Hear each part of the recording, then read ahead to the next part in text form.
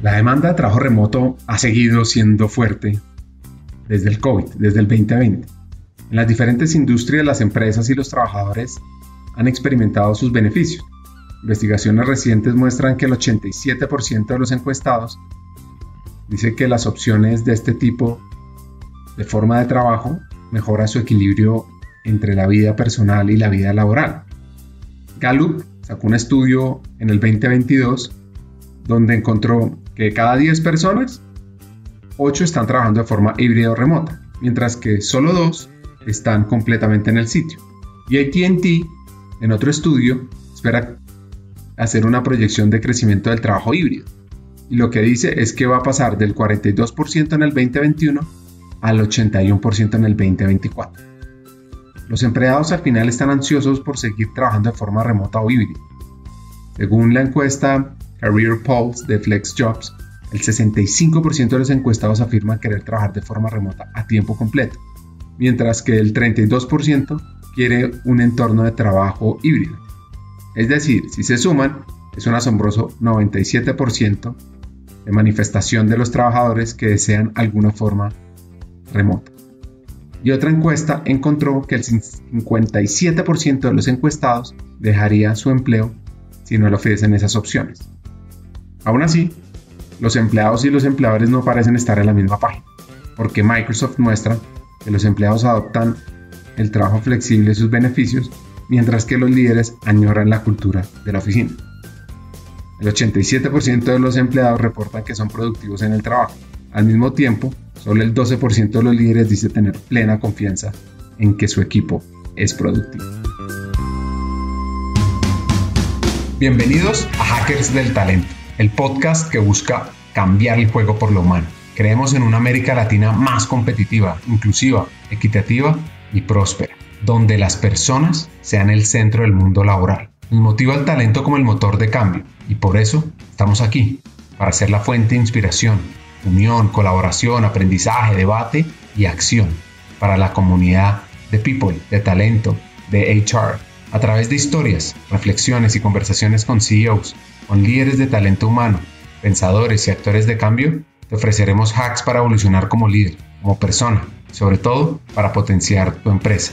Te invitamos a sumergirte en conversaciones profundas y significativas que te harán pensar, reflexionar y seguro te inspirarán a tomar acción. Únete a nosotros en este viaje para hackear el talento y juntos cambiemos el juego por lo humano, por un futuro más justo y próspero.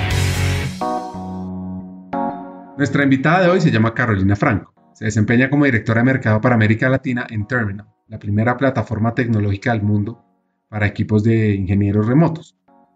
Sus padres son su inspiración y la carrera corporativa de su papá la llevó por el mundo, sumada a la multiculturalidad que le enseñó su mamá. Papá es contador público de profesión, pero él llegó, digamos, en su momento a estar en gerencias financieras de empresas colombianas chéveres como Terpel. Tuve la oportunidad también de estar permeada por ese trabajo de él en mi vida personal, porque cuando él tuvo que irse a Chile para abrir la operación allá, pues nos fuimos a Chile y todo. Entonces el trabajo de mi papá influenció mucho mi carrera multicultural, vamos a decir. Entonces, bueno, por ahí está ese lado escaleño. Entonces yo siempre digo que soy media caleña y me enorgullezco de eso, pero no he estado tanto en Cali, entonces lo digo más para venderme bien, porque como que las caleñas son como las flores. Entonces aquí me he hecho el chiste, digamos, de la mitad de ser caleña. Y por el otro lado, mi mamá es profesora de idiomas. Ella me inculcó todo lo que tiene que ver con mi pasión por los viajes, los idiomas, que tiene un gran impacto en mi carrera y en mi parte personal. Mi mamá hizo un gran sacrificio al cual nunca estaré a la altura de poderle devolver todas las bendiciones de haber sacrificado después de, digamos, de que nací, su carrera profesional por mi hermana y por mí. Entonces se dedicó a cuidarnos, a educarnos en valores, a apoyarnos en todo este trayecto de vida, y creería que eso es un trabajo también, eso es una misión muy importante de una mujer coequipera a la que le he aprendido la resiliencia, le he aprendido la empatía. A mi mamá, muchísimas gracias. Y pues digamos desde la infancia digo que fue la parte más feliz de mi vida, porque no recuerdo ningún desafío que haya generado como un trauma, un dolor. Siempre fue una época muy feliz. Yo vivía en Sopó, Cundinamarca. Soy soposeña, oriunda del campo, vamos a decir, del alrededor de la sabana de Bogotá. Creciendo en el verde, en la montaña, en el campo, tuve una perspectiva muy bonita de la relación con la naturaleza, con respecto al impacto en la creatividad y como en la interacción con las personas, el hecho de poderme levantar y ver la montaña, poder correr mi patio en esa casa de Sopó colonial grandísima que teníamos con árboles de todas las frutas, de amiguitos venían a jugar, o sea, era un espacio que siempre recuerdo con mucha gratitud y en el cual también se forjaron valores muy bonitos como la humildad, desde el punto de vista de compartir con personas de distintas condiciones económicas, tener la oportunidad de pasar navidades donde íbamos a regalar juguetes y compartíamos con niños que pues tenían ciertas carencias económicas. El hecho de vivir en un pueblo es muy diferente a una ciudad, ¿no? O sea, el estilo de vida de pronto es un poco más calmado, ves personas de distintos tipos, también tienes más cercanía. Entonces, creo que desde el punto de vista de mi infancia hay un anclaje muy bonito en lo que es el respeto a las personas, el valorarlas por realmente quienes son, la humildad, ¿no? En recordar que no importa de dónde vengas, las grandes cosas que puedes hacer, eso no es un impedimento venir de un pueblo para llegar a soñar grande y hacer grandes cosas. Y por el otro lado, pues diría que la conexión con la naturaleza, que después de unas 2 o 3 décadas vino a ser un recordatorio en mi vida. Entonces diría que eso es un poco como navegué mi infancia por las tierras soposeñas. Les voy a contar un poquito sobre Sopó, un municipio al cual le tengo mucho cariño. Está a 39 kilómetros de Bogotá, tiene muchas industrias. Y la razón por la cual valoro mucho fue porque en el año 2011 logramos en un proyecto de impacto social que Sopó se convirtiera en el primer municipio en la historia de Colombia sin pobreza extrema, siendo ejemplo para otras regiones. Bueno, entonces, volviendo a Carolina, imagínense el tiempo que gastaba transportándose. Sí, mi papá, de hecho, casi que se me olvida que otra de las cosas que va a rescatar y viene el ejemplo de mi papá de esa resiliencia y disciplina es que al vivir tan lejos y tener que hacer ese desplazamiento de 2 o 3 horas, que en la universidad a mí me llegó a implicar a veces 4 horas, 5 horas diarias en un transporte público, ¿no?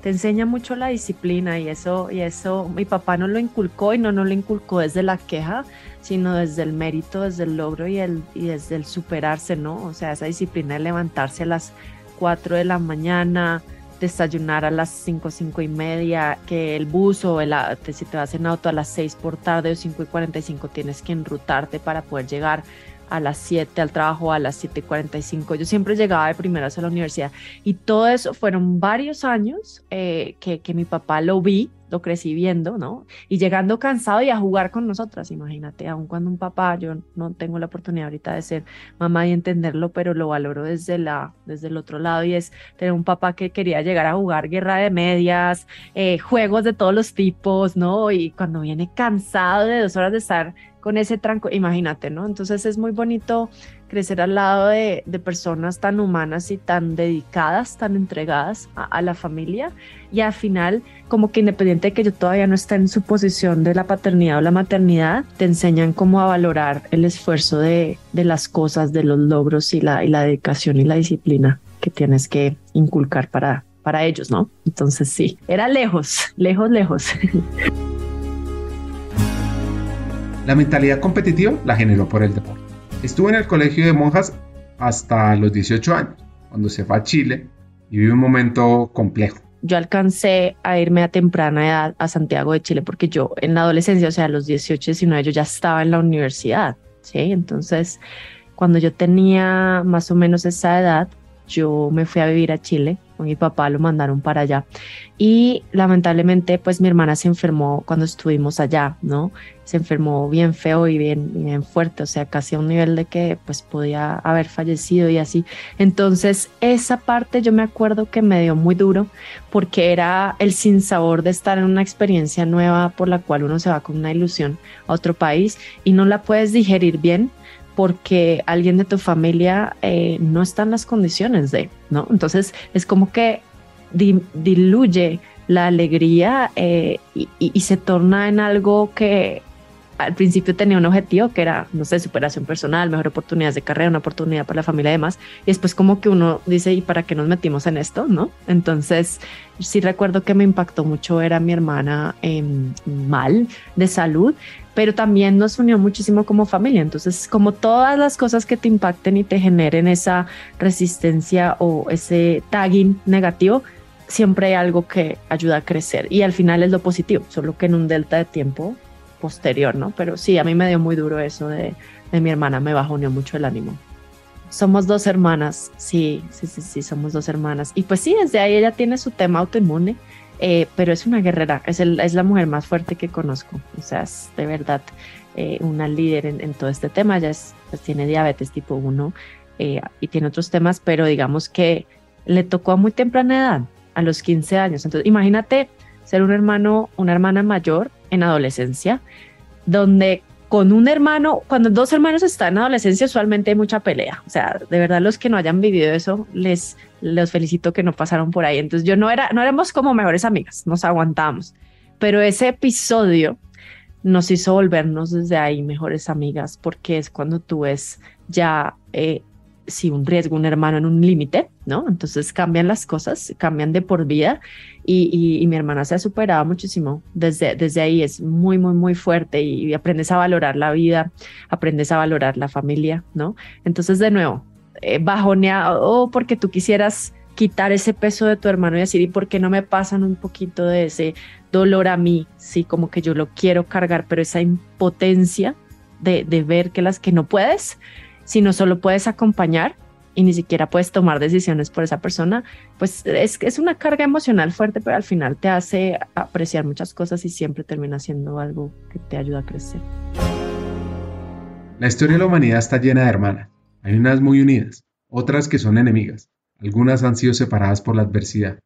Y aunque la relación suele ser complicada, los estudiosos de las culturas dicen que puede ser una de las interacciones más poderosas y duraderas en la historia de las mujeres. Es tan poderosa que a lo largo de los años han cambiado el curso de las civilizaciones y de la historia misma. Porque es que, ¿qué habría sido el Imperio Romano sin Drusila, Agripina y Julia? ¿Qué habría sucedido con Egipto sin la rivalidad de Cleopatra y Arcione? ¿O de la historia sin las Bronte, las Tudor, las Mirabal o las Williams en el tenis? Bueno, volviendo a Carolina, ella dice ser una nómada universitaria y recibe un golpe de humildad. Yo duré 6 años y medio en la universidad y fui nómada en ese proceso, ahora que lo veo con claridad. Yo entré a la Universidad de los Andes a estudiar ingeniería química, hice la mitad de la carrera y ya les cuento un poco como mi análisis sobre si me equivoqué o no escogiendo eso, pero el background fue 2 años ahí, luego me fui a Santiago de Chile. Allá pues cambié de carrera, estaba súper mal, o sea, era muy infeliz en la otra, entonces ahí aproveché y tuve papás que me apoyaban con el cambio. Me pasé a ingeniería comercial, que es una mezcla de administración con economía. Administración pues siempre fue la carrera que vi de primeras y nunca le puse atención, entonces ahí terminé enrutándome. Duré un año allá porque al final nos tocó regresar por el tema de mi hermana y regresé a administración, terminé administración, luego hice mi doble titulación en estrategia corporativa y pues todo ese camino me tomó entre Colombia, Chile y Francia más o menos 6 años y medio, ¿sí? Entonces me pasé 2 añitos y medio, digamos, por el cambio de la carrera. Pues en algún punto uno diría diciendo, por ejemplo, un papá, me salió cara esta hija porque 2 años y medio de universidad, imagínate, y de los Andes. Dios, le agradezco a mi papá haberme apoyado porque eso no costó 2 pesos, pero hubo apoyo y digamos que en ese sentido digo que no me arrepiento. La ingeniería química no es mi carrera, definitivamente me enruté mal por varias razones. Primero era muy joven, decidí a los 17 años qué hacer con mi vida.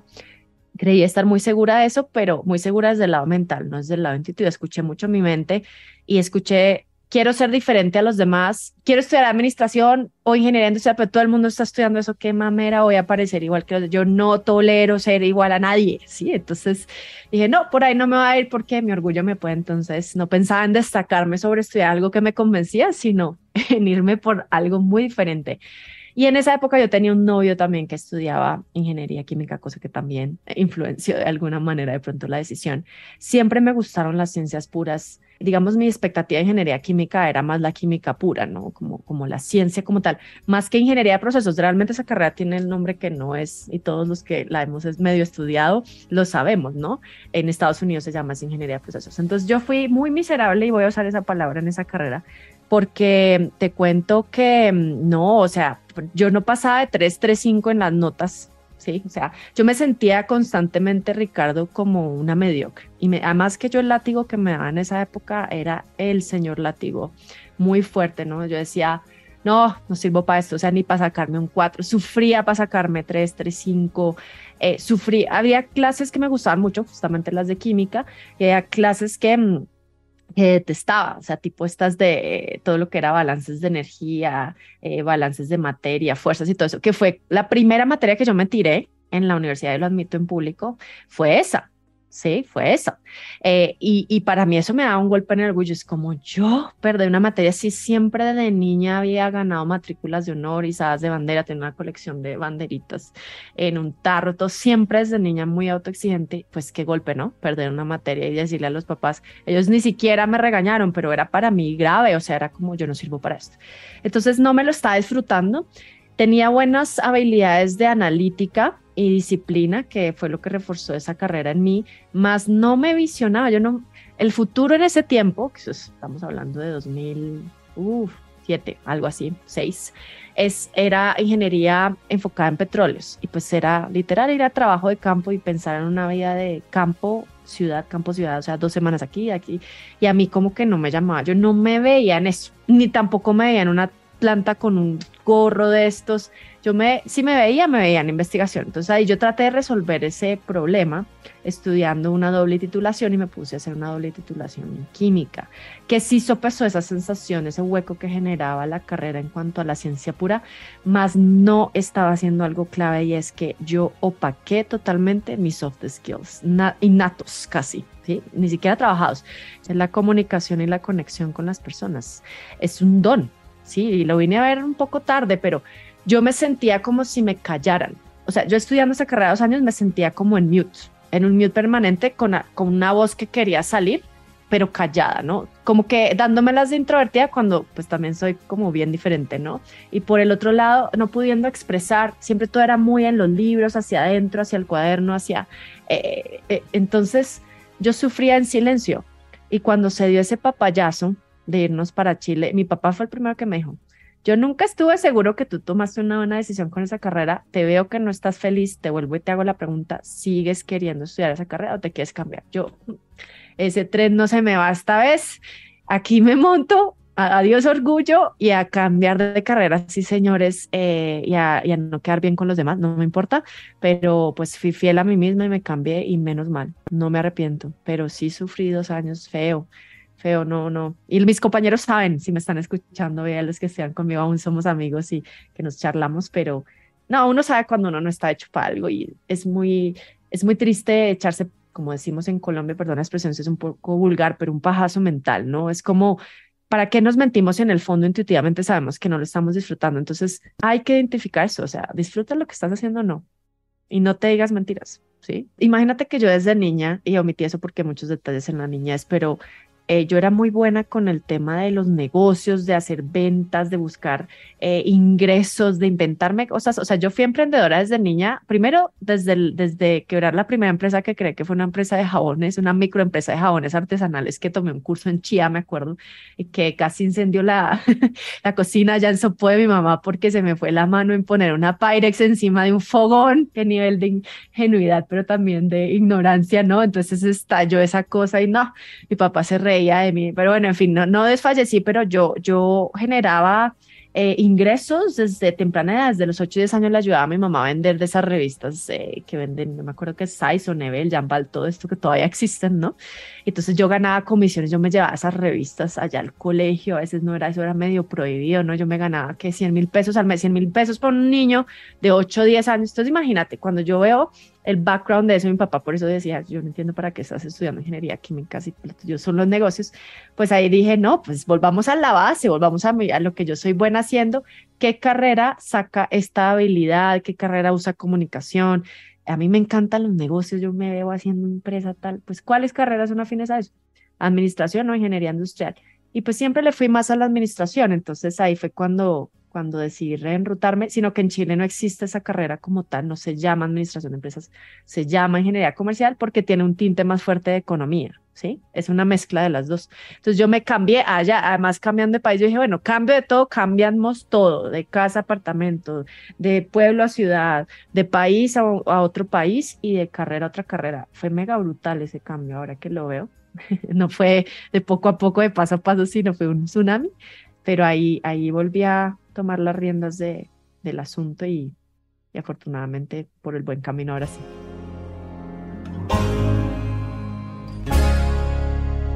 Esta hacker se va a hacer una maestría en Toulouse para continuar siendo estudiante y buscar esa multiculturalidad. Pero, el nivel de francés aún debía mejorar. Entonces yo me preparé en la Alianza Francesa porque era así muy así de los objetivos. Duré estudiando los niveles suficientes, creo que fueron 2 años o algo así, o 3, no me acuerdo, para poder hacer el examen que te piden para la visa y todo esto. Entonces yo me fui con un francés de la Alianza Francesa muy bueno, pero aún así conversacional. Qué golpe tan duro llegar a Francia y darme cuenta que eso no era suficiente para el trabajo que yo había escogido allá, que fue en Renault. Yo tuve la oportunidad de trabajar en Renault, en la sede de Renault de París, en Francia, y darme cuenta que ese trabajo era en francés, porque yo dije, no, multinacional no, con el inglés me defiendo, pues muy ingenuo, ¿no? O sea, ¿por qué no? Y además los franceses no les gusta que uno les hable en inglés. Entonces, ahí me he golpeado con la dura realidad del francés profesional y a aprenderlo haciendo y aprendiéndolo fuerte, con golpes, ¿sí? Porque tenía una jefe poco paciente conmigo y el idioma. Entonces, lo tuve que aprender ahí, sumergiéndome y aprendiendo a nadar y sufriéndolo un poco, pero también fue una experiencia que, digamos que un poquito a las malas, vamos a decir, la forma de aprenderla, me llevó también a donde estoy hoy. El idioma no se puede subestimar como una alta habilidad de monetizar una carrera profesional internacional. Puede llegar a ser inclusive más monetizable y altamente monetizable que una capacidad técnica hoy día, ¿sí? Es una habilidad blanda. Se ha demostrado que la adquisición del lenguaje afecta a la neuroplasticidad. Sí, esa capacidad del cerebro para sufrir cambios estructurales en respuesta a estímulos, experiencias conductuales o demandas cognitivas. El vínculo entre la neuroplasticidad y la adquisición del lenguaje ha sido comentado en la literatura, y la evidencia lo que nos dice es que como producto del aprendizaje de un nuevo idioma y la utilización de varios idiomas se crean cambios en la anatomía del cerebro, y estos cambios incluyen el patrón de las neuronas funcionales. Pueden ocurrir rápidamente y a cualquier edad, y esto sugiere que existe un impacto positivo de aprender idiomas en la cognición, y lo más importante, genera un inicio mucho más tardío de la demencia. Pues su sueño era quedarse en Francia. Mira, hice todo lo que pude. Además que aquí viene otro, es un fail, pero no tan fail, de la planeación, extra planeación. Yo me preparo 3 años para poder lograr eso. Y mi idea, que yo dejé todas las materias listas, mi idea era, yo graduada, yo decía, a mí no me importa la graduación, ese diploma que lo recojan mis papás, yo me quedo en Francia, y no porque dijera, detesto Colombia, no, pero yo dije, no, yo no me voy a volver, voy a buscar trabajo, yo me quiero quedar allá.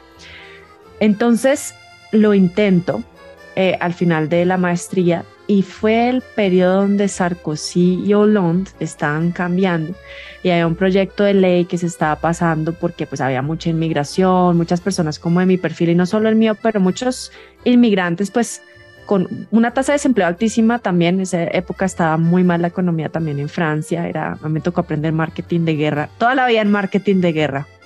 No ha pasado.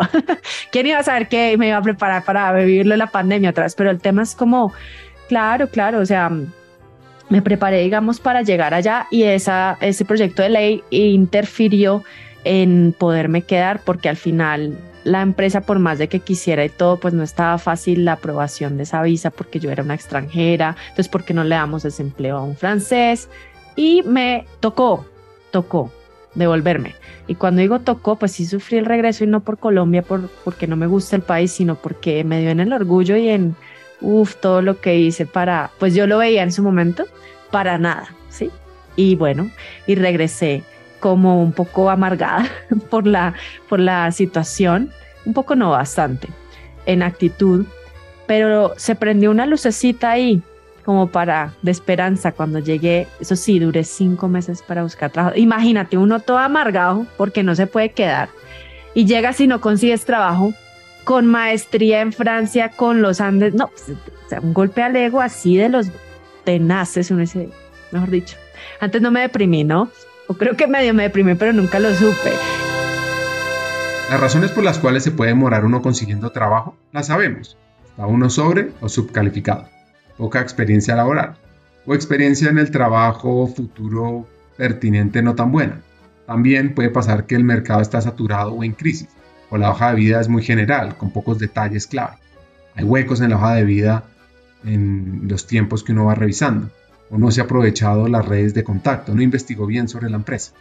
Ahora, en la vida de Carolina, ¿qué pasó? No conseguía trabajo porque la gente, las empresas, primero pues no había muchos empleos, pero no tenían, estaba sobrecalificada. El bendito problema con el que vivimos por eso yo después de esa maestría, yo ya no estudié más, dije, no, más preparada que un yogur, si no me pueden pagar con una maestría, imagínate si me va a hacer un MBA.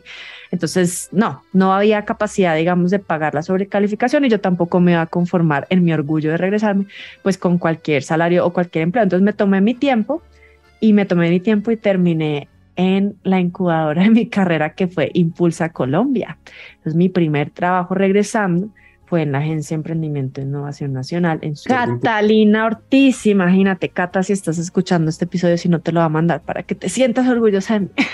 Cata, que ahora está ya metida en la política haciendo muchas cosas súper chéveres. Pero digamos que Cata en su momento y Luis Flores, ¿no?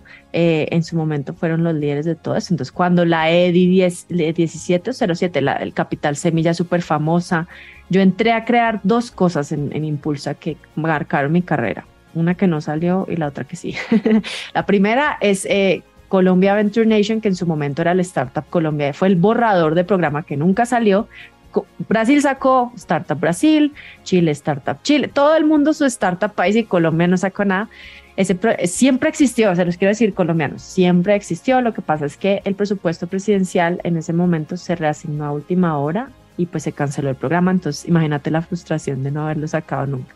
Pero después sí tuve la oportunidad de ayudar a co-crear EDI 10, creo que se llama, que fue la convocatoria de ángeles inversionistas, del matching, el grant 1 a 1 que daba el gobierno para crear fondos de inversión en Colombia hace 12 años. Entonces, lo chévere fue que conocí el ecosistema, vi los primeros emprendedores. Por ejemplo, cuando Platzi se llamaba, ¿qué?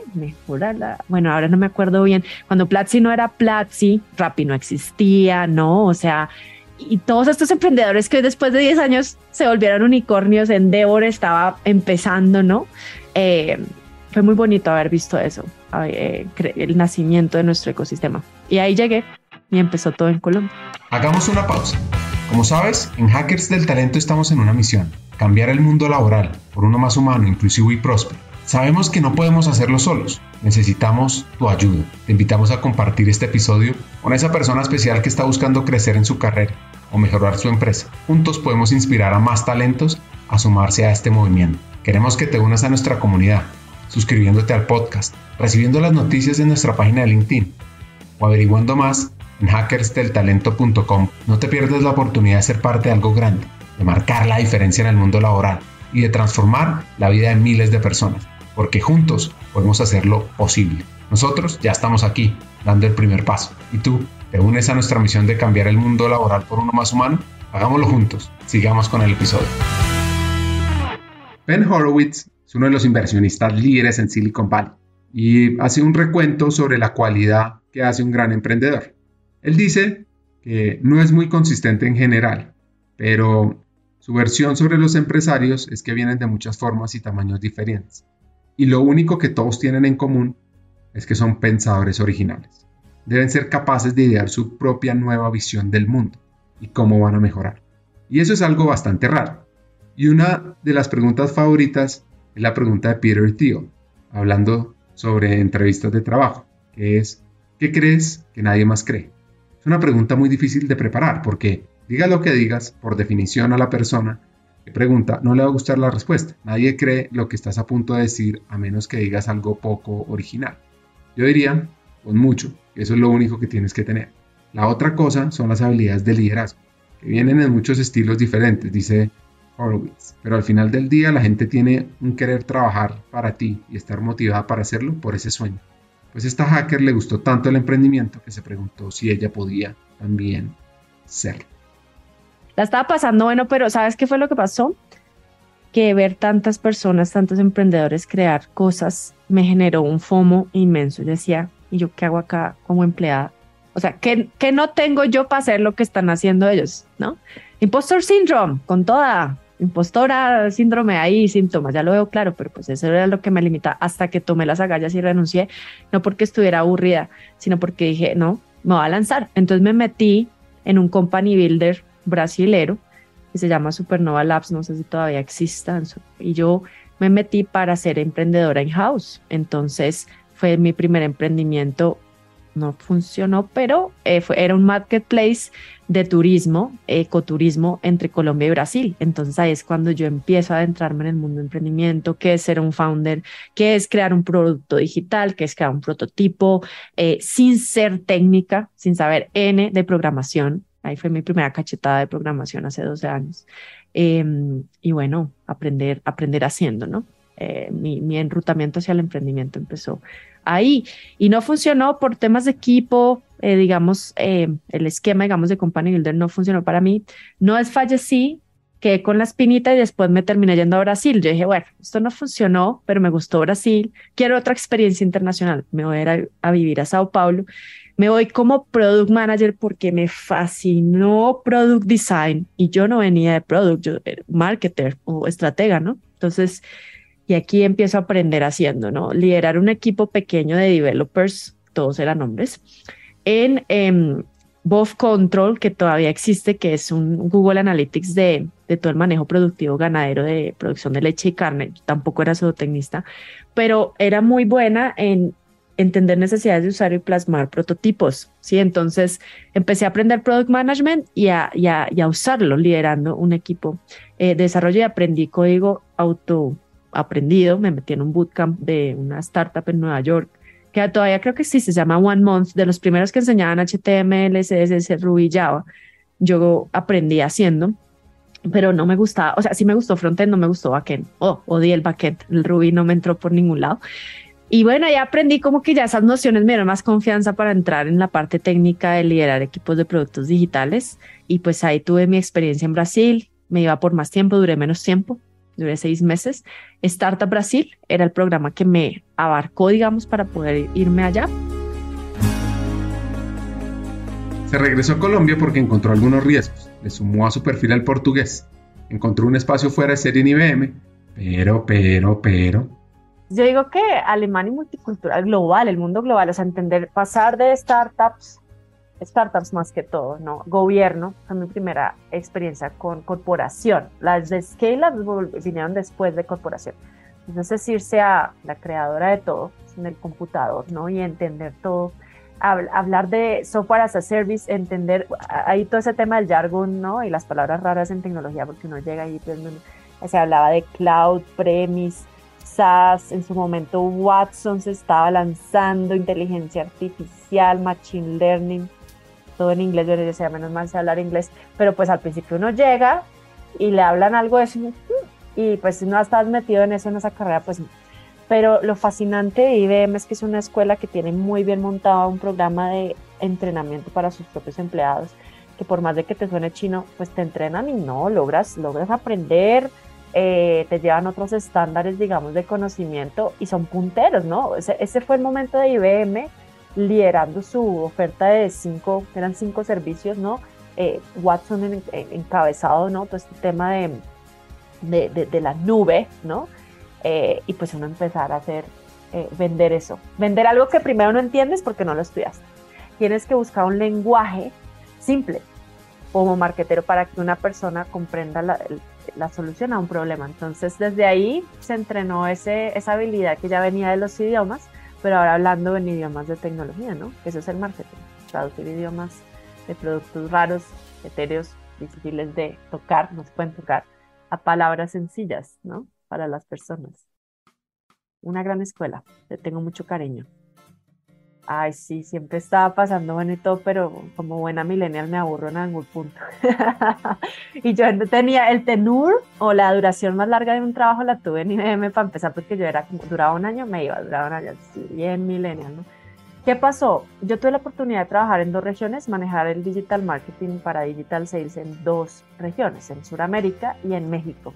Es donde empieza a aparecer México en mi vida. Entonces, ¿qué pasó? Pues que yo pasé de un rol de una región al mismo rol de otra región. Fue un tema personal, la decisión no era aburrimiento ni IBM. Yo quería hacer un viaje, lo voy a confesar. Yo quería hacer un viaje a Asia. Tenía esa misión personal hace varios años y necesitaba unas vacaciones. Y yo había planeado irme pues un mes de vacaciones. Y lo que pasa es que mis compañeras del cargo del equipo renunciaban y renunciaban seguido. Entonces como que yo siempre tenía que estar ahí para solventar ese rol que se iba. Entonces yo no tenía vacaciones, duré 2 años en vacaciones, estaba quemada, estaba cansadísima. Y pues cuando me negan el permiso de vacaciones, ahí lamentablemente puse un límite profesional, primera vez en mi vida. Esto lo sabe mi jefe y todos si lo escuchan otra vez. Zero hard feelings. Dije no, yo acá priorizo mi paz mental, mi descanso. No puedo más, estoy cansada, tengo que irme. Y si no me van a dar el permiso, pues no es el lugar donde puedo estar en este momento. Y renuncié, porque no me dieron permiso de descansar. Entonces me fui al viaje y en vez de un mes, me estuve 3 meses.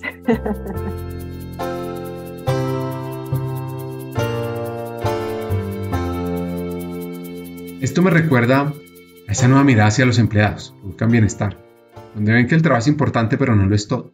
Y eso forma hoy parte clave de la nueva experiencia para los empleados. Les voy a contar un poquito sobre Vietnam, antes de que sepan lo que le pasó a esta hacker colombiana. En algunos países occidentales la carrera docente ha recibido menos atención y se ha infravalorado, por lo que es genial ver que los maestros son altamente respetados y admirados en Vietnam. Hasta hay un día nacional para honrar a los maestros, el Día del Maestro Vietnamita, que se celebra el 20 de noviembre de cada año. Y ese día los estudiantes expresan gratitud y respeto a aquellos que les comparten el conocimiento. Se celebran las escuelas con muchas actividades como canto, baile, recitales, deporte, exhibiciones. Incluso los exalumnos a menudo traen flores y regalos y visitan a sus maestros en sus hogares. Ser maestro en este país es un honor. Ojalá aprendamos de ello. Retomando el viaje a Asia, un pequeño problema en Halong Bay. La tengo clarísima, el peor susto de mi vida en un viaje, haber perdido el pasaporte. ¿Con qué? 5 visas, imagínate. Lo recuperé, pero estos momentos, horas en los que duró refundido, peores sustos de mi vida. Me lo retuvieron en un hotel donde me estaba quedando. Llegué a Hanoi, a Vietnam. Dura esa llegada también, porque eso es un cambio muy brutal. Y uno llega y yo me estaba quedando, ponle 1 día, 2 días en Hanoi y yo me iba a ir a Halong Bay. Y en Halong Bay, pues el paseíto del barco y todo esto allá por esas islas maravillosas. Y cuando a mí me retuvieron el pasaporte en la entrada del hotel. Lo bueno fue que regresé al mismo hotel, pero yo me fui a Halong Bay, yo ni me di cuenta que no me había llevado el pasaporte porque nunca me lo pidieron, o yo creí que sí, no sé. Yo volví a ese paseo y cuando busco el pasaporte no está, entonces imagínate el susto de pensar que yo lo había dejado en el barco en Halong Bay, que quedaba 5 horas en carretera de Hanoi, ¿sí? Y yo, ¿cómo me va a volver? Si tampoco es que tuviera un montón de plata para contratar un taxi que me lleve y me traiga 5 horas y ya va a pagar un tour. Al fin y al cabo, es como se dieron cuenta, fue accidentalmente, fue muy chistoso, pero yo estaba histérica cuando vi al muchacho que lo tenían en un cajón guardado y el único rojo que había ahí, yo, la pasaporte colombiano, el rojo, los azules son todos los gringos, y yo casi así levantando ese hotel, mejor dicho, con reclamos y todo, y apareció, pero qué susto, tan mega susto. Uno no es nada así, se te puede perder la tarjeta de crédito. La plata la consigues, alguien se pega de ti, pero un pasaporte con 5 visas y teniendo que volverte por Estados Unidos, dime tú cómo me hubiera podido regresar, complejo. Así para mí ese viaje fue un viaje en donde yo me entendí muy bien a mí misma, me conocí más, fue un viaje de mucha conexión con el presente. Si hay un momento en mi vida donde yo puedo entender que la vida tiene magia y que realmente lo que piensas eh, crea un efecto inmediato en tu realidad, fue ahí. Fue un viaje muy espiritual también porque yo en ese momento, aparte de irme por viajar y conocer, yo estaba formándome como profesora de yoga. Recién había terminado mi formación como profesora de Yin Yoga y yo quería seguir reforzando más cosas allá. Entonces yo me fui a Indonesia y allá quería explorar el mundo de la meditación con sonido. Entonces yo me fui y tomé una formación en Indonesia para hacer cuencos tibetanos y ser terapista de eso. Entonces ese viaje me regresó, me llevó como una persona muy mental, muy afanada también en muchas cosas de la vida y volví una persona más centrada, más espiritual, digamos, y más conectada con ese aspecto del ser humano que es el ser, ¿no? Entonces ese viaje al aislarme de todo lo conocido, que es de todas mis costumbres, mi regla, la gente, lo que uno espera, así como funcionan las cosas, estar en como 5 o 7 países donde todo es, no, tú eres el raro ahí, ¿no? Entonces eso te obliga también a valorar lo que tienes, pero también a ver la infinita capacidad de flexibilidad y adaptación que tiene un ser humano cuando tiene una buena actitud, ¿no? Entonces, no, volví transformada y fascinada. Siempre he querido volveré, le digo a Bali, mamá Bali, eh, porque sí, me cambió mucho como persona ese viaje. Valió la pena haber renunciado, a pesar de que todavía quiero mucho IBM.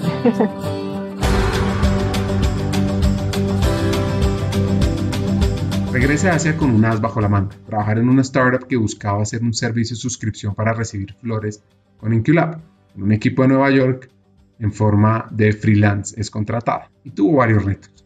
Uy, fueron varios. Una suscripción tiene un reto muy grande que pues si bien es un ingreso recurrente, que eso es lo interesante de esos modelos de negocios, la idea es que, digamos, el costo de adquisición lo puedas mantener estable a medida que creces tu base de clientes o el CAC, ¿cierto? Y a su vez también pues el margen del negocio. Entonces, em, para que pudiéramos generar buenos números, había que generar una buena experiencia con las flores y de cliente.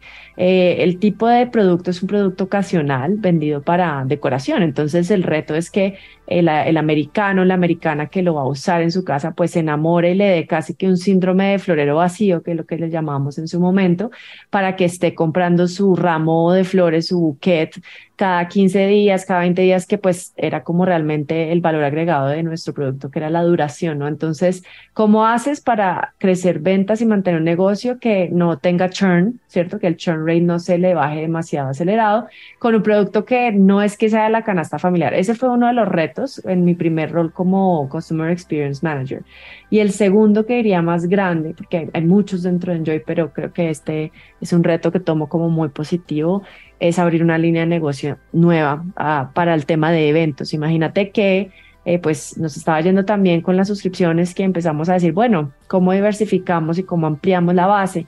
Pues mandemos flores para eventos. Esto va desde conferencias, matrimonios, corporate gifting. Se evaluaron, digamos, varias cosas, ya venían investigadas inclusive por el equipo, que pues a mí que me montan la posibilidad del tema de matrimonios, de liderar una línea de negocio de tema de matrimonios, y me pareció espectacular la idea. Primero, pues un reto porque las novias son súper exigentes, son quien haya trabajado en matrimonios, en esta industria de weddings, sabe lo exigente que es una pareja que se va a casar y lo grave que es no quedarle bien con alguna cosa. Aquí los fotógrafos, el venue, las flores, todos llevamos por igual, el maquillador. Entonces abrimos esa línea de exportación, primero intentando ver cómo nos iba con flores ya armadas para que llegaran listas para los matrimonios, incluido el buquet de la novia. Y por eso digo que un riesgo altísimo, porque donde le quedes mal a una novia el día de tu matrimonio, pues imagínate, teníamos hasta política de garantía, entonces la presión de cumplirle a la novia fue un reto grandísimo. Exportar flores de Colombia a Nueva York en invierno, a, bueno, los sitios Chicago, mejor dicho, hicimos milagros con muchas cosas, o en los otros calores por allá, Florida, donde estaba en pleno verano. Entonces, ¿qué flores utilizar que no se fueran a marchitar, el sistema de hidratación, todo, ¿no? Entonces, realmente fue un viaje hermoso haber lanzado esa línea y tuvo muy buena acogida. Logramos posicionar esa línea de negocio durante 2 o 3 años consecutivos, de lo que supe, como top florista en Estados Unidos en la lista de The Knot, que es como un curador como de los mejores vendedores de distintas categorías. Entonces eso te da un sello de garantía y te reconoce ante el mercado como un super proveedor. Entonces imagínate llevar a Colombia un producto colombiano hecho en Colombia como top distribuidor de flores. Un ejercicio maravilloso y del cual me siento pues muy orgullosa de haber hecho parte. A ti que nos estás escuchando, te pregunto, ¿quieres convertirte en un líder excepcional de talento humano en América Latina? Pues en Hackers del Talento LATAM, nuestra misión es formar a los futuros líderes estratégicos, tecnológicos y transformadores del mundo empresarial, que sean ejemplo de la humanización de las empresas.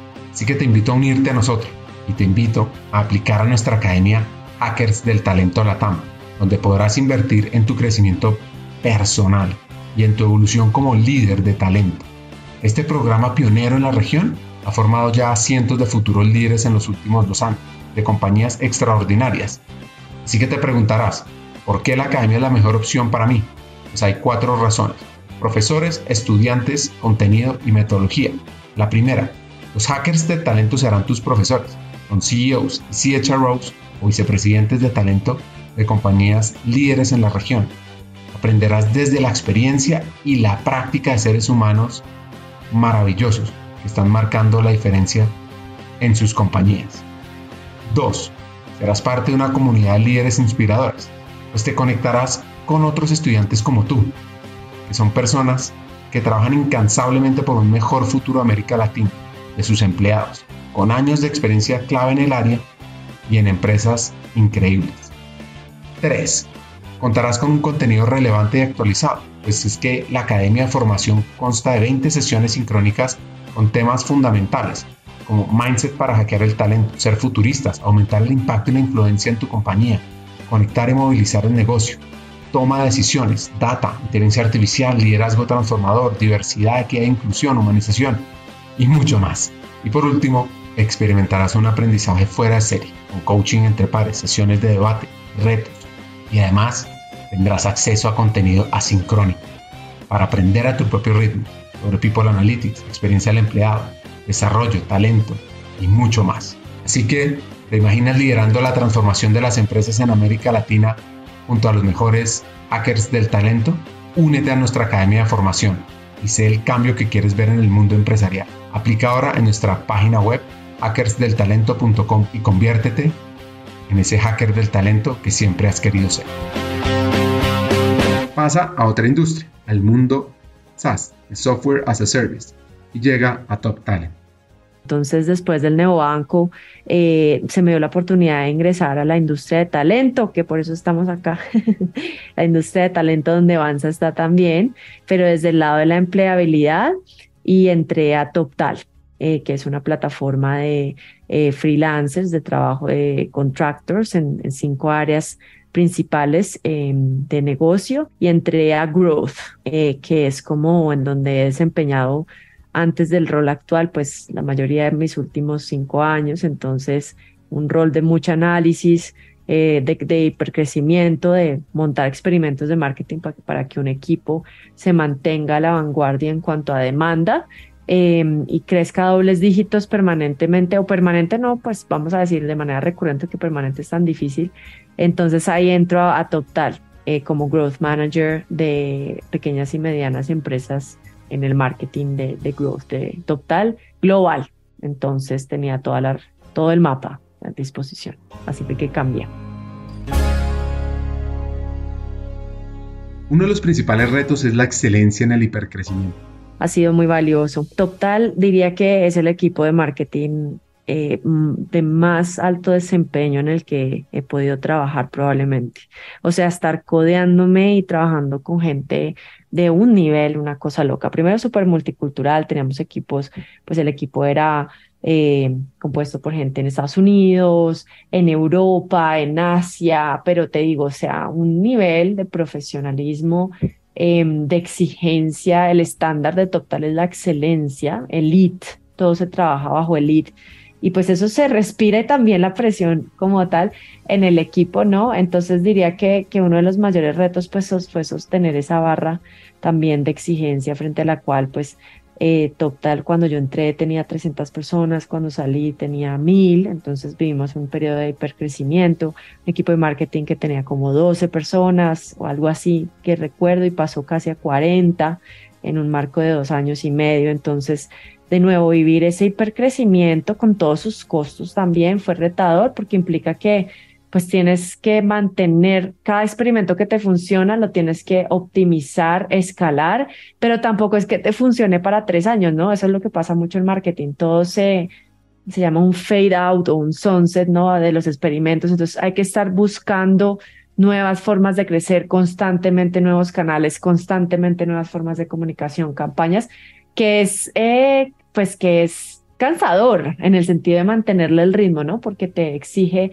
que no te puedes recostar mucho en tus tácticas porque pues en algunos meses se vuelven obsoletas por los cambios de mercado. Entonces sería como uno de los grandes aprendizajes. Y el otro, desde el punto de vista de ya estar en una compañía 100% remota, o sea, remote first y trabajando fully remote, no partially remote, que había hecho eso antes en mis otros trabajos, incluido el de IBM, yo negociaba eso, la flexibilidad.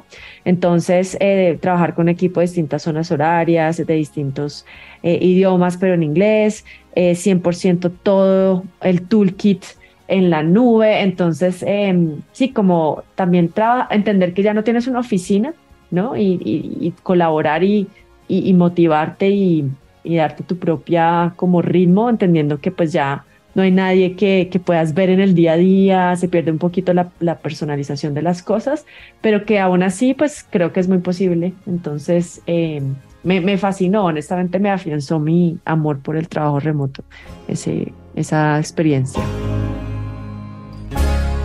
En América Latina, al menos 23 millones de personas han trabajado de forma remota completamente el último año. Ahora, el camino para esta cifra está hecho para aumentar, sobre todo con las diferentes modalidades de contratación. Porque resulta y pasa algo, Ricardo, que en Estados Unidos, con toda esta saturación de los últimos 10 años de la industria en términos también de desarrollo de software, pues por cada, digamos, empleo que se saca en Estados Unidos, solamente hay 3 desarrolladores para suplirlo. Es muy baja, digamos, la profundidad de cerrar esa brecha de trabajo, o sea, puesto cantidad de personas, y cuando traemos ese número a Latinoamérica, que es el que mejor me sé, las relaciones de 1 a 30, imagínate. Entonces, pues la capacidad de penetrar un mercado con muchas más personas igual de talentosas, es la apuesta que hicieron por Latinoamérica, empezando por Colombia, México y Chile, que ahorita ya vamos con Colombia, México, Chile, Costa Rica, Canadá, y estamos en Polonia y España y otros mercados que parece que también vienen en Latinoamérica y Europa. Y abrimos Reino Unido hace un mes también. Entonces, trabajos de Reino Unido y Silicon Valley para el resto de mercados. Y así es que va Terminal, es una plataforma que tiene dos, digamos, productos ahorita. Uno se llama la Talent Platform, que le permite a una persona en estos países encontrar un trabajo con estas características full time, con buenos retos, buenos beneficios, remuneración, codearse con gente de grandes empresas, pero siendo todavía scale-up, ¿no? No vendemos trabajos de corporaciones para que los desarrolladores hagan legacy o mantenimiento, eso no es lo nuestro, versus, pues sí, digamos, ayudarle a los clientes a tener una escalabilidad de equipos de ingeniería desde estos mercados donde hay un time zone, una zona horaria que se alinea muy bien, un presupuesto que cae mucho mejor que contratar a gente en Estados Unidos, pues que sale muy costosa y no hay, ¿cierto? E igual de capacitados. Entonces, es muy bonito que, digamos, Terminal capitaliza unos hubs donde hay un potencial grandísimo de talento humano para una calidad de trabajos que nadie podía percibir antes por el hecho de que no podía emigrar a Estados Unidos. Entonces rompe una barrera geográfica, dice,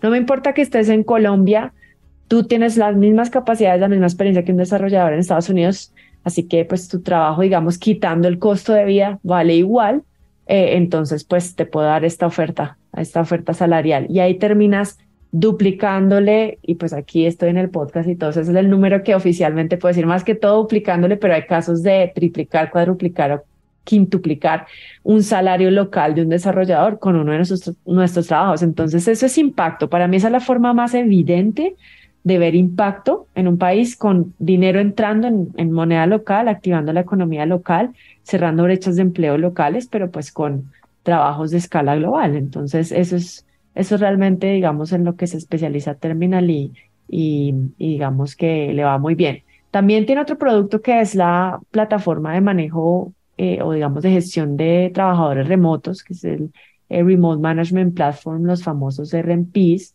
¿cierto? Que antes estaba integrada a nuestra oferta, ahorita la separamos y es más para las empresas en Estados Unidos y en Reino Unido que buscan es la gestión de esa persona que está en otro país, de ese equipo que está en otro país. Entonces, que fácilmente puedan manejar todo el tema de salarial, los pagos, beneficios, todo eso lo centraliza Terminal en su plataforma para que, pues como nos especializamos en contratación local, no le toque tan engorroso a la empresa ni tan costoso el hecho de no saber cómo manejar eso con sus empleados directos. Entonces, digamos, ahí vamos con esas dos, pero al final la suma de las dos es lo que se llama el Employer of the Record, el EOY. Entonces, sorry, EOR. Entonces, un Employer of the Record, pues es como la compañía elegida por otra compañía para ser quien le busca, recluta, entrevista, contrata, gestiona integralmente su pipeline de candidatos en cierta área de negocio, que en este caso es desarrollo. Así que pues sí, eso es lo que hacemos y es muy interesante. Si bien el 2023 se ve como un año de crisis económica, hay varios roles altamente necesitados. Y sobre todo es muy interesante ver esa visión del futuro del trabajo remoto. Pues también hay una desaceleración en eso, pero en general lo vemos como un tema temporal. Aún así sería en esas áreas y en esos skills, en esas habilidades donde va a haber demanda, donde está habiendo demanda. Ya fuera de ellos, ¿no? Ya tenemos pues obviamente otros roles. Los científicos de datos probablemente están en el top 1 en general de la industria, quitando a Terminal como el eje de análisis. Pues son como las carreras que más se van a mover en Latinoamérica, todo lo especializado en inteligencia artificial. También viene muy fuerte, pues el marketing no va a ningún lado todavía, por lo menos lo que es en digital, Big Data, ¿no?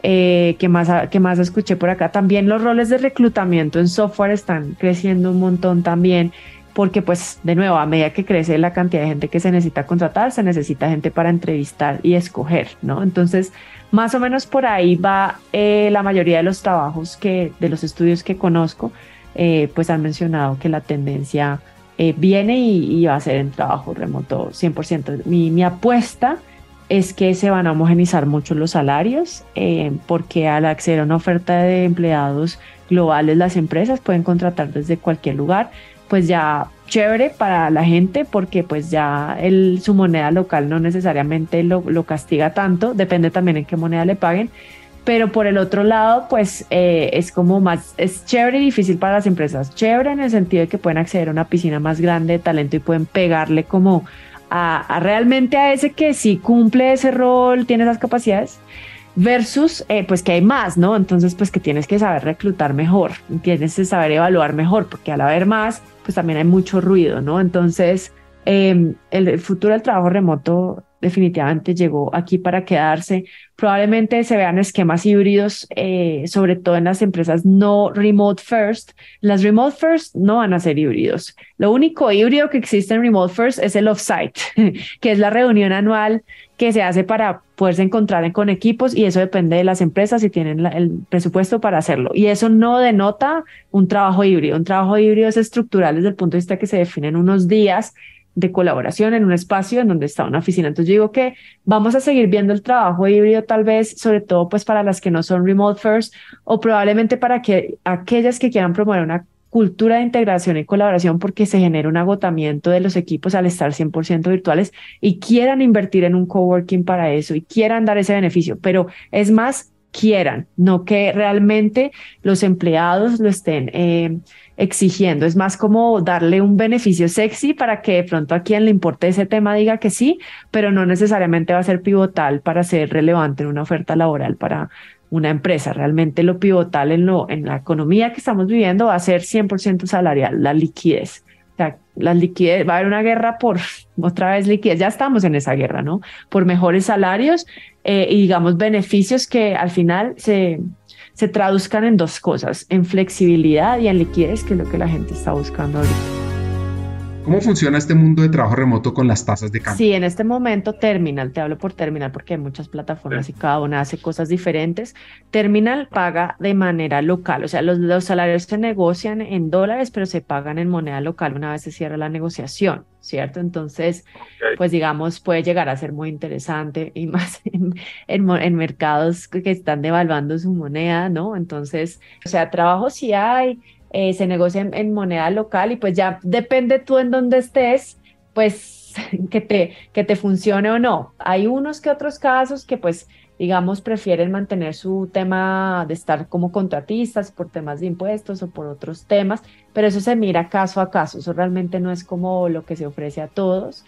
Y pues vamos a ver qué pasa, ¿no? Porque con la coyuntura actual puede que toque adaptar algunas cosas, más sin embargo, pues en la actualidad los beneficios son locales y se te paga como empleado local con todo lo legal de tu país, o sea, prestaciones sociales, de salud, de pensión, los ahorros que pues sean obligatorios, ¿no? Y bueno, ya hay el tema tributario que aplique a cada país, pero lo chévere es que hay muchos otros beneficios. Termina le apuesta muchísimo a la flexibilidad, o sea, y al aprendizaje. Hay gastos, por ejemplo, para que tengas tu oficina de trabajo remoto súper bien, súper ergonómica. Hay un video muy chido, muy chévere de uno de nuestros miembros que está por ahí en el YouTube, que se llama Ignacio Alonso, y él muestra cómo es su oficina. Yo me enamoré de su oficina cuando la vi, dije, wow.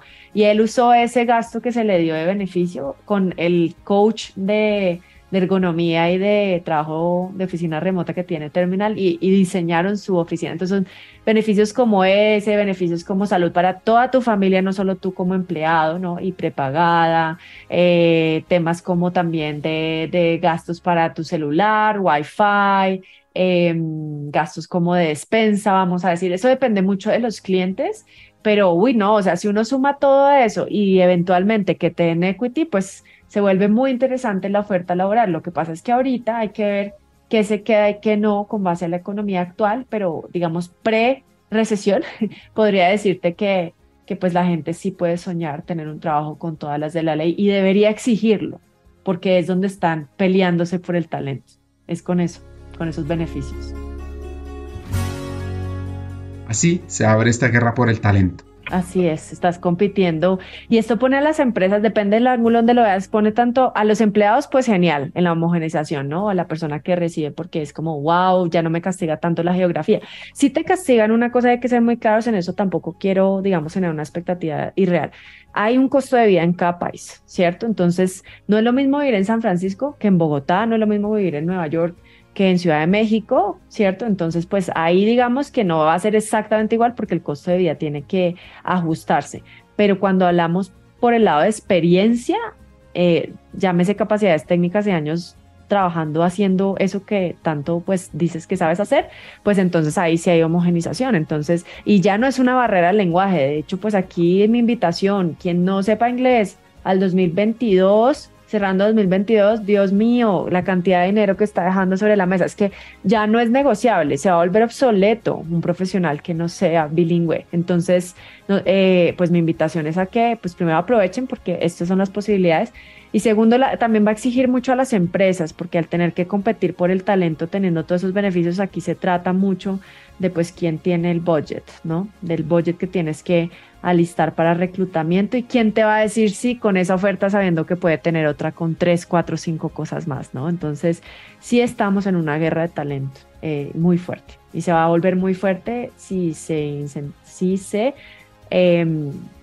se refuerza el tema de la recesión, que tú sabes que técnicamente eso es lo que implica, ¿no? Mayor costo de vida, mayor inflación, mayor tasa de desempleo. Entonces, si llegamos a enfrentar esa situación, pues de nuevo hay que conocerlo, ¿no? Y hay que saberlo. Entonces las empresas no sé qué tanto vayan a ajustar sus paquetes, probablemente lo hagan. Y desde el otro lado, pues desde el empleado, pues es saber a quién le apuesta y cómo le apuesta, que al final no sea una industria que le pegue tan duro una etapa como económica como esta. A pesar de una potencial crisis económica, donde pueden disminuir el número de empleos en general, Lo que sí puede pasar es que se busque talento capaz, con experiencia en regiones en desarrollo. Sí, totalmente. Y por eso es una oportunidad mucho para nuestros países, porque pues ya no van a priorizar, digamos, el gasto de un talento local, sino bueno, ahora sí tocó crear este equipo de ingeniería en Colombia, en México, tal. Puede que ya, o sea, si te soy honesta, porque hay que realmente ponerlo también así y estamos dando información clara y estando en la punta de la lanza de este mercado aquí, pues es mejor hablar claro y es, sí, las empresas no si entramos en recesión y eso pasa, la cantidad de empleos sí se van a disminuir. O sea, hay que ser realista, ¿no? Pero digamos que, pues sí, ellos van a decir, bueno, ya no contrato 10 ingenieros, contrato 5, contrato 4, pero dónde los traigo? Sí, porque el presupuesto ahora me toca bajarlo 10, 15%, 20%. Entonces, ¿qué mercado me suple esto en el que su costo de vida y tributario y más los otros costos de empleabilidad me cuadren con esta matemática? Entonces ahí es donde vienen a jugar mucho los países emergentes como propuestas para cerrar esas brechas de empleabilidad que sí o sí estas empresas van a tener que hacer si quieren sobrevivir con sus productos tecnológicos. La otra forma de sobrevivir es ajustando el gasto y el costo y es despidos, ¿no? Y eso está pasando, eso ya está pasando. De nuevo, estando aquí en el mercado en punta de la lanza, no quiero asustar a nadie, pero pues sí, o sea, no, 10%, 14%, 11% de recortes ya están empezando a ocurrir en Estados Unidos en muchas empresas tecnológicas conocidas. Entonces hay que prepararse, ¿no? Entonces las empresas van a priorizar mucho es el talento capaz. O sea, aquí viene una oportunidad mucho para el senior también, ¿no? Es el talento capaz con experiencia y que me cabe en mi presupuesto, porque tal vez no va a haber tanto espacio para entrenar gente desde cero, ¿sabes? Que no tenga experiencia, porque si no tienes el budget vas a reducir personas, con menos personas tienes que poder hacer lo mismo, ¿sí? Entonces, esa es la realidad que estamos viviendo y de nuevo cambió mucho en el último mes, al pitch que podría estarles dando en enero de este año, pero vale la pena compartirlo para que la gente se informe y también sepa qué hacer. Para ir cerrando el episodio, un par de consejos. El mejor consejo que me han dado y el mejor consejo dado. Entonces, el mejor consejo recibido.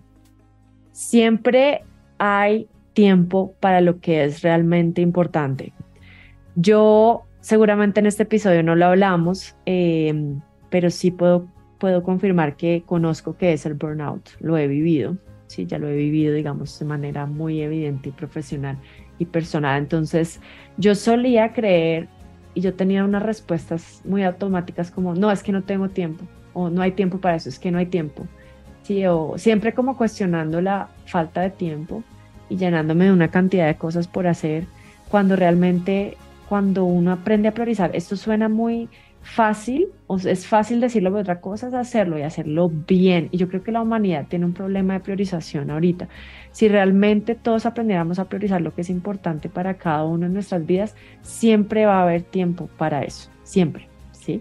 El problema no es el tiempo, son las prioridades. Entonces, ahorita con el presencialismo digital tan absurdo que estamos viviendo, que todo esto también genera, ¿no? Las condiciones, la pandemia, hasta a veces el mismo trabajo remoto, cuando uno conscientemente no se desconecta, pues implica que pues entonces uno se levanta, lo primero que ve es el celular, ve el correo, ve las redes sociales, y uno de esas pequeñas cositas que va gastando ahí, van diluyendo prioridades. Entonces es de ahí desde donde hay que renegociar el tema de sacarle tiempo a lo importante. Ese es el mejor consejo recibido. Y el mejor consejo dado, ¿sí? Este sí tiene que ver con lo que acabo de decir, ¿sí? De vivir el tema del burnout. Aprender a remar con fuerza, pero más despacio, ¿sí? Usualmente es hacer las cosas despacio, menos cosas, pero mejor, menos cosas pero más creativas, menos cosas pero con más impacto, bien hechas, termina dando mejores resultados a que una cantidad de cosas pequeñas que quieren mostrarle al mundo lo hiper enfocado, hiper ejecutor que yo soy, ¿cierto? Porque ahorita hay mucha gente hyper driven y yo soy super hyper driven también, pero creo que he tenido una lección muy fuerte con eso y es que la velocidad, viniendo de un equipo de growth, la velocidad no siempre es la mejor respuesta en el largo plazo. Entonces, aquí es donde se junta mi primer consejo, ¿no? Casi que este mío abarca el que me dieron.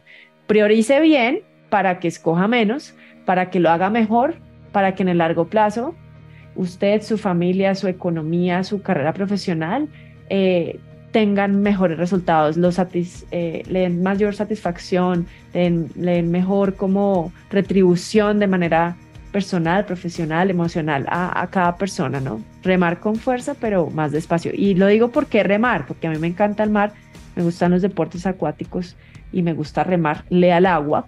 Entonces yo también lo veo en el mar con las olas. No usualmente remar como un loco te sube a una ola para surfearla, no. Eso no es lo que realmente te sube a la ola. Lo que te sube a la ola es la potencia y la cadencia correcta para que te la disfrutes. Si no, se te pasa o te revuelca. Entonces me gusta mucho ese ejemplo porque en la vida pasa igual. Cuando uno rema a la loca, sin saber para dónde va, o lo deja el tren o el tren se estrella. Entonces, ese sería mi consejo. Hagan menos cosas y mejor. Conversamos con Carolina Franco sobre su vida, su infancia en un pequeño pueblo, la multiculturalidad, los cambios de empleo, la mentalidad de los jóvenes, el mundo del trabajo remoto y su futuro. Acá vienen mis 3 hacks. El primero, ser multicultural significa tener una ventaja competitiva en el mundo del trabajo de los próximos años, sumado a la importancia de aprender y dominar el inglés. 2. Latinoamérica tiene una gran oportunidad para potenciar su talento en el mundo de tecnología. Aprovechémoslo. Y 3. Cultivemos la mentalidad competitiva. Hasta un siguiente episodio y sigamos hackeando el talento.